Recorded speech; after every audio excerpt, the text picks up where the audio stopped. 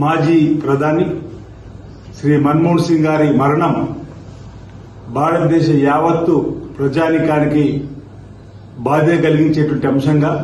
PV Narasimha Rao గారు ప్రధానమంత్రి ఉన్నప్పుడు ఆర్థిక శాఖ మంత్రిగా ఆ తదుపరి 2004 నుంచి 2014 వరకు 10 సంవత్సరాలు ఈ భారతదేశానికి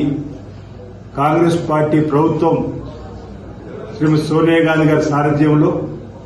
వారు ప్రధానమంత్రిగా పదవి బాధ్యతలు స్వీకరించి ఆర్థిక సంస్కరణలు అనేకం తీసుకొని వచ్చి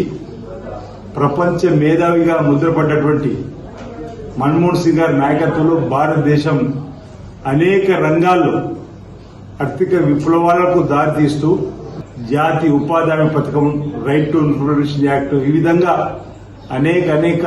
చక్కటి కార్యక్రమాలు అన్ని వర్గాల ప్రజలు మనసు చూరుకున్నటువంటి మరి మన్మోహన్ సింగ్ గారు 91 నుంచి ఇంచుమించు 5 సార్లు రాజ్యసభకు ఎంపిక కావడం, మరి వారు అనారోగ్యంతో నిన్నటి రోజు రాత్రి